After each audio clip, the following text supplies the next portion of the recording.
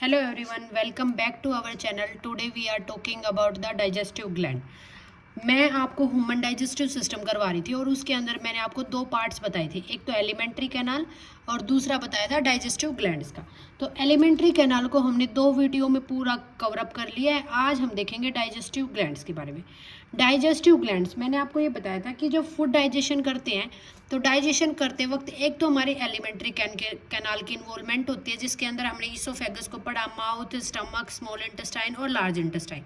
फिर मैंने बताया उसके साथ साथ हमारे पास कुछ ग्लैंड्स भी होती हैं जो कि कुछ ना कुछ एंजाइम्स या जूस रिलीज़ करती हैं, और वो जो जूस होते हैं वो हमारे डाइजेशन में हेल्प करते हैं। ठीक है, तो हम देखते हैं कि उनके अंदर कौन कौन से जूस इन्वॉल्व होते हैं, कौन कौन सी ग्लैंड उनको रिलीज़ करती है। सबसे पहले हमारे पास होती है सैलिवरी ग्लैंड। जो सैलिवरी ग्लैंड होती है, मैंने पहले जब आपको माउथ पढ़ाया था तब भी उसमें बताया था कि सैलिवरी ग्लैंड का काम होता है सलाइवा सीक्रेट करना। सलाइवा क्या होता है? सलाइवा होता है अपना जो अपने मुंह के अंदर जो लार होती है वो सलाइवरी ग्लैंड के द्वारा सीक्रेट की जाती है।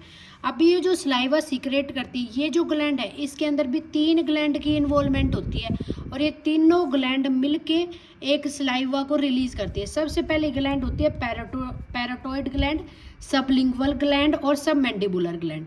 ठीक है, अब हम इन तीनों ग्लैंड के बारे में देखते हैं, ये ग्लैंड कहाँ प्रेजेंट है और इनका क्या क्या फंक्शंस है। सबसे पहले देखते हैं पैराटोइड ग्लैंड।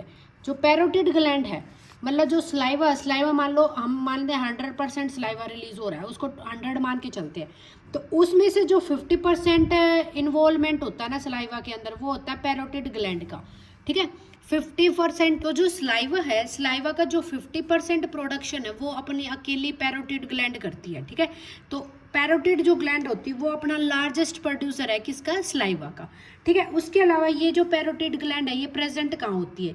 ये प्रेजेंट होती है just below the years, just below and in front of the year के नीचे और बिल्कुल सामने प्रेजेंट होती है अपनी पैरोटिड ग्लैंड्स। ठीक है, सबसे ज़्यादा सलाइवा का प्रोडक्शन करती है, 50% इन्वॉल्वमेंट है सलाइवा के प्रोडक्शन में, और ये जो प्रेजेंट होती है ये ईयर है उसके नीचे और उसके सामने बिल्कुल प्रेजेंट होती है।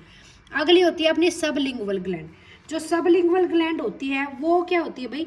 वो प्रेजेंट होती है under the floor of the mouth, मतलब जो माउथ है माउथ के नीचे प्रेजेंट होती है सबलिंगुअल ग्लैंड। ठीक है, और इसका जो है सलाइवा का 5% इन्वॉल्वमेंट होती है प्रोडक्शन करने में। ठीक है, सलाइवा का 50% इन्वॉल्वमेंट प्रोडक्शन में इन्वॉल्वमेंट होता है पैरोटिड ग्लैंड का, 5% होता है सबलिंगुअल ग्लैंड का। ठीक है, अगली है सबमैंडिबुलर ग्लैंड। सबमैंडिबुलर ग्लैंड जो होती है ये जा के नीचे प्रेजेंट होती है, बिलो द जा, और इसमें सलाइवा के प्रोडक्शन में इसका 65 to 70% हाथ होता है प्रोडक्शन करवाने में। ठीक है, तो ये जो तीनों ग्लैंड है ये तीनों मिलके किसका प्रोडक्शन कर रहे हैं? सलाइवा का। और कौन कौन सी ग्लैंड पढ़ी हमने इसमें? पैरोटिड ग्लैंड पढ़ी, सबलिंगुअल और सबमैंडिबुलर ग्लैंड। पैरोटिड ग्लैंड है 50% इन्वॉल्वमेंट है, सबलिंगुअल 5% है, सबमैंडिबुलर का 65 to 70% है। पैरोटिड ग्लैंड प्रेजेंट है जो ईयर होता है अपना कान के नीचे, सबलिंगुअल होता है माउथ के नीचे, और सबमैंडिबुलर होता है जो लोअर जा होती है वहाँ पे। ठीक है, तो ये अपनी थी सैलिवरी ग्लैंड के बारे में। अगला हम पढ़ते हैं पैनक्रियाज के बारे में कि पैनक्रियाज का क्या फंक्शंस होता है और पैनक्रियाज कैसी ग्लैंड है। देखो, मेनली 2 तरह की ग्लैंड होती है, एक होती है एक्सोक्राइन ग्लैंड और एक होती है एंडोक्राइन ग्लैंड। ठीक है, एक्सो का मतलब क्या होता है? बाहर, और एंडो का मतलब होता है अंदर। एक तो कुछ बाहर सीक्रेट कर रही है, एक अंदर सीक्रेट कर रही है। तो जो पैनक्रियाज होती है वो अपनी दोनों ही ग्लैंड है, वो एक्सोक्राइन ग्लैंड भी है और एंडोक्राइन ग्लैंड भी है। अब वो एक्सोक्राइन ग्लैंड है, इससे वो क्या रिलीज कर रही है, कैसे पता चलेगा कि ये एक्सोक्राइन ग्लैंड है? और एंडोक्राइन का कैसे पता चलता है, ऐसा क्या रिलीज करती है वो जिससे ये पता चले कि ये अपनी एंडोक्राइन ग्लैंड है? ठीक है, सबसे पहले एक्सोक्राइन का हमें पता लगाते हैं। एक्सो मीन्स बाहर और एंडो मीन्स अंदर। तो एक्सोक्राइन क्या है भाई? ये कोई भी ऐसा डाइजेस्टिव एंजाइम्स प्रोड्यूस करती है। डाइजेस्टिव एंजाइम्स मीन्स मतलब चीज़ों को डाइजेस्ट करने के लिए, जैसे फूड है तो फूड को डाइजेस्ट करने में जिसकी हेल्प, जो रोल प्ले करेगा कि भाई उसको फास्ट कर दे प्रोसेस को, वो एंजाइम होते हैं। एंजाइम का काम ही होता है रिएक्शन को फास्ट करना। तो रिएक्शन यहाँ पे कौन से हो रहा है, खाने को पचाना, तो उस रिएक्शन को फास्ट करने का काम होता है डाइजेस्टिव एंजाइम्स का। तो ये क्या करते हैं, अपने जो एक्सोक्राइन है यहाँ से कोई भी जो डाइजेस्टिव एंजाइम्स है वो रिलीज हुए और वो क्या करेंगे, ब्रेक डाउन करेंगे, मीन्स तोड़ते हैं किस किस को, एक तो फैट का ब्रेक डाउन करेंगे, कार्बोहाइड्रेट का ब्रेक डाउन करेंगे और साथ साथ में अपने प्रोटीन का ब्रेक डाउन करेंगे। जो जो अपने एक्सोक्राइन है वो क्या करता है भाई, उसके अंदर हमारे एंजाइम्स रिलीज होते हैं और वो एंजाइम्स क्या करते हैं, हमारे फैट का ब्रेक डाउन करते हैं, कार्बोहाइड्रेट का ब्रेक डाउन करते हैं और प्रोटीन का ब्रेक डाउन करते हैं। अब देखो ये जो फैट, कार्बोहाइड्रेट, प्रोटीन्स जो है ये कॉम्प्लेक्स फॉर्म है। इनकी भी जब हम इनको तोड़ेंगे ना तो इनकी सिंपलेस्ट फॉर्म में डिवाइड हो जाएंगी। ये सिंपलेस्ट फॉर्म कौन कौन सी होती है, जैसे फैट की सिंपलेस्ट फॉर्म होती है फैटी एसिड प्लस ग्लिसरॉल। क्या होती है, फैटी एसिड प्लस ग्लिसरॉल। ये फैट की, अगर फैट को जब तोड़ेंगे ना ये कॉम्प्लेक्स फॉर्म से जब सिंपलर फॉर्म में, तो फैटी एसिड और ग्लिसरॉल में टूट जाएगा फैट अपना। अगला अपना होता है कार्बोहाइड्रेट। कार्बोहाइड्रेट जब सिंपलर फॉर्म में टूटता है तो वो होता है अपना ग्लूकोज। ग्लूकोज को मैं आपको फोटोसिंथेसिस के प्रोसेस में बता चुकी, जिसका फॉर्मूला था C6H12O6। अगला अपना प्रोटीन। प्रोटीन की सिंपलेस्ट फॉर्म होती है अमीनो एसिड। ठीक है, तो एक्सोक्राइन ने एंजाइम रिलीज किया और सबको फैट और कार्बोहाइड्रेट और ग्लूकोज को उसके सिंपलेस्ट फॉर्म में तोड़ दिया। अगला है इसकी, ये एक तो एक्सोक्राइन की तरह काम करता है, दूसरा एंडोक्राइन की तरह काम करता है। एंडोक्राइन का काम क्या होता है, देखो भाई, एंडोक्राइन क्या करता है, ब्लड शुगर को मेंटेन करता है एंड ब्लड शुगर को साथ साथ में जो एनर्जी स्टोरेज है उसको रेगुलेट करने का काम करेगा। अब देखो जो एंडोक्राइंस होता है उसमें ब्लड शुगर को मेंटेन करती है। ब्लड शुगर मतलब हमारे जो खून है उसके अंदर शुगर की लेवल को मेंटेन करके रखता है अपनी एंडोक्राइंस। ठीक है, जैसे कि हमें पता है कि दो हार्मोन्स होते हैं, जैसे इंसुलिन, और ये दो हार्मोन्स को रिलीज करता है, एक तो होता है इंसुलिन और दूसरा होता है अपना ग्लाइकोजन। तो अब मैं आपको बता रही थी, अब मैं बताती हूँ आप एक्सप्लेन करके, कि जो एंडोक्राइन ग्लैंड होती है मैंने उसको बताया कि भाई वो ब्लड शुगर लेवल को मेंटेन करके रखती है, उसके साथ साथ दो हार्मोन रिलीज करते हैं। वो जो हार्मोन्स होते हैं वो कौन कौन से होते हैं, एक अपना होता है इंसुलिन हार्मोन और दूसरा होता है अपना ग्लाइकोजन हार्मोन। ये जो हार्मोन्स हैं इनका काम क्या होता है ये देखते हैं। सबसे पहले जो इंसुलिन हार्मोन होता है, इंसुलिन हार्मोन का काम होता है कि जो एक्सेस शुगर होती है ना हमारी बॉडी के अंदर, मतलब जो ज़्यादा अमाउंट में शुगर हमारी बॉडी में हो गई है, उस एक्सेस शुगर को फैट के अंदर स्टोर करेगा। ठीक है, ज़्यादा अमाउंट में अगर शुगर हो जाती है शरीर के अंदर तो उस ज़्यादा अमाउंट की शुगर को फैट के अंदर कन्वर्ट करता है, स्टोर फैट के अंदर उसको स्टोर कर देता है। जैसे हमारी बॉडी में जो फैट होता है वो स्टोर किस में होता है, उसका एक टिश्यू का नाम होता है, वो होता है एडिपोज टिश्यू के अंदर स्टोर। ठीक है, तो ये था अपना इंसुलिन का काम। ठीक है, उसके बाद अगला आता है अपना ग्लाइकोजन। दूसरा होता है ग्लाइकोजन। ग्लाइकोजन का फॉर्मूलाज होता है C3H8 और O3। ठीक है, ये अपना ग्लाइकोजन का फॉर्मूला है। तो जो अपना ग्लाइकोजन है उसका फॉर्मूला मैंने आपको बता दिया, C3H8 और O3। ग्लाइकोजन का क्या फंक्शन होता है भाई, जो ग्लाइकोजन होता है वो उसको कहते हैं हम इमरजेंसी एनर्जी रिजर्व, मतलब कि एनर्जी के अंदर अपने अंदर एनर्जी को स्टोर करके रखता है। और जब वो आती है ना कोई भी इमरजेंसी, तो उस टाइम पे हम उसे जो एनर्जी है उसका यूज़ कर लेते हैं।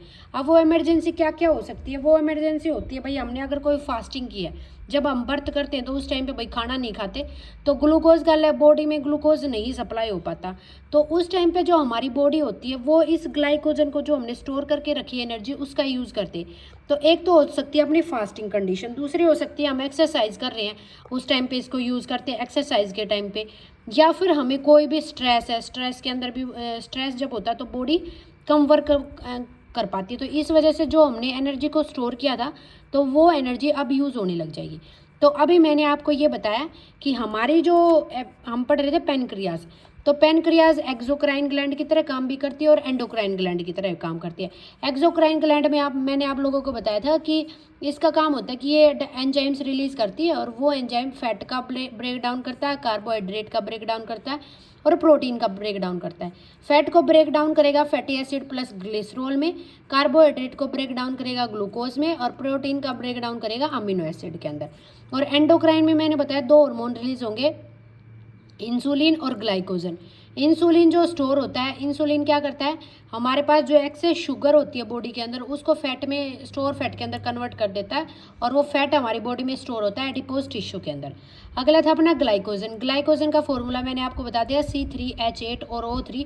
और ये क्या है, इसके अंदर एनर्जी स्टोर होती है इमरजेंसी के लिए, जो इमरजेंसी हो सकती है अपनी फास्टिंग, एक्सरसाइज या फिर स्ट्रेस। ठीक है, तो ये हमने पढ़ा आपको पेनक्रियाज के बारे में। तो मैंने आपको डाइजेस्टिव ग्लैंड पढ़ा रही हूँ, तो स्लाइवा के बारे में पढ़ा दिया, पेनक्रियाज के बारे में पढ़ा दिया, और अब मैं आपको पढ़ाऊंगी लीवर के बारे में। हम देखते हैं अपना जो तीसरी जो ग्लैंड है वो अपनी लीवर। एक तो जो लीवर होता है ना, वो बॉडी का लार्जेस्ट इंटरनल ऑर्गन होता है। हमारी बॉडी का जो सबसे इंटरनल ऑर्गन की बात हो रही है, आउटर के ऑर्गन की बात नहीं हो रही है। आउटर की बात हो रही है तो स्किन वाला रीजन है, तो हम बात करें अपने इंटरनल ऑर्गन के बारे में। तो जो लीवर है वो अपना लार्जेस्ट इंटरनल ऑर्गन है, ठीक है, बॉडी का सबसे बड़ा वाला। उसके बाद लीवर का फंक्शन क्या होता है, लीवर के फंक्शन होते हैं जो भी हमारे ब्लड के अंदर टॉक्सिन है उसको फिल्टर करवाना। ठीक है, तो सबसे पहला काम है ब्लड के अंदर जितने भी टॉक्सिन्स हैं उन टॉक्सिन को फिल्टर करवाना। साथ साथ में हमारे ब्लड के अंदर शुगर लेवल को मेंटेन करके रखना। तो मैंने अभी ये इंसुलिन वगैरह आपको पढ़ाया था ना, ये यही होता है, हमारी बॉडी में शुगर के लेवल को मेंटेन करके रखना पड़ता है। अगर मेंटेन नहीं होगा तो उससे डायबिटीज़ वगैरह जैसी बीमारी हो जाएंगी। कि ब्लड शुगर लेवल को मेंटेन करना, उसके साथ साथ एक फंक्शन होता है लीवर का कि इसेंशियल प्रोटीन को सिंथेसाइज करना। अब तुम सोच रहे होगे भाई इसेंशियल प्रोटीन कैसे, मैंने हमारी जो बॉडी होती है ना, हमारी बॉडी में दो टाइप के प्रोटीन होते हैं, एक होते हैं इसेंशियल प्रोटीन और एक होते हैं नॉन इसेंशियल प्रोटीन। जो इसेंशियल प्रोटीन होते हैं वो हमें फूड के द्वारा लिए जाते हैं और जो नॉन इसेंशियल प्रोटीन होते हैं वो हमारी बॉडी सिंथेसाइज खुद कर लेती है। ठीक है, तो इसेंशियल प्रोटीन, अगर हमने कई बार देखा ना कि प्रोटीन अगर हमारी डाइट में नहीं रहते तो हमारी बॉडी के अंदर इसेंशियल प्रोटीन की कमी हो जाएगी, और इसेंशियल प्रोटीन की कमी होने से हमारी बॉडी में बहुत सारे रोग हो जाते हैं। जैसे तुमने सुना होगा छोटे बच्चे होते हैं उसमें दो बीमारी होती है जो प्रोटीन की कमी की वजह से होती है, एक का नाम है क्वासिओरकर और एक होती है मरासमस। तो क्वासिओरकर और मरासमस जो है ये बीमारी हो जाती है और ये होती है अपने चाइल्ड के अंदर। और अडल्ट के अंदर इनसे रिलेटेड कौन सी बीमारी हो जाती है, ये हो जाती है हाइपोप्रोटोनीमा। हाइपो मीन्स क्या होता है, हाइपो माने होता है कि मतलब थोड़ा, हाइपोप्रोटोनीमा मीन्स ब्लड के अंदर जो प्रोटीन है उसकी कंटेंट कम हो जाती है हमारी। ठीक है, तो उससे हमें बीमारी हो जाती है हाइपोप्रोटोनीमा। और बच्चों के अंदर बीमारी होती है, अपने क्वासिओरकर और मरासमस, दोनों क्या है प्रोटीन की कमी की वजह से होती है। ठीक है, तो हमने लीवर का देख लिया ना कि लीवर के अंदर क्या क्या होता है सबसे, और क्या, हाँ एक चीज़ तो पढ़ी नहीं कि लीवर जो होता है, मैंने सिर्फ आपको इतना बताया कि लीवर का फंक्शन होता है ब्लड के अंदर जो भी टॉक्सिन होता है उनको फिल्टर करवाना, शुगर के लेवल को मेंटेन करके रखना और इसेंशियल प्रोटीन को सिंथेसाइज करना। इसेंशियल प्रोटीन की कमी होगी तो चाइल्ड में हो जाएगी क्वासिओरकर और मरासमस डिजीज, और हमारे अंदर हो जाती है हाइपोप्रोटेनिमा मीन्स ब्लड के अंदर प्रोटीन का कंटेंट कम हो जाता है। ठीक है, तो ये था लीवर। अब देखते हैं कि लीवर जो होता है, लीवर एक जूस रिलीज करता है। ठीक है, वो मैं आपको बताती हूँ कौन सा जूस रिलीज करता है। अब मैंने अब तक आपको बताया कि लीवर के फंक्शन क्या, उसके बाद मैं देखती हूँ, क्योंकि हम पढ़ रहे हैं ग्लैंड के बारे में कि भाई वो कौन कौन सी चीज़ें रिलीज करती है। तो लीवर हमारा जो होता है ना वो एक जूस सीक्रेट करता है जिसको हम कहते हैं बाइल जूस। ठीक है, लीवर क्या करता है, लीवर बाइल जूस सीक्रेट करता है, और उस बाइल जूस का काम क्या होता है, वो क्या चीज़ों को ब्रेक डाउन करने का काम होता है, मतलब डाइजेशन में मदद करता है।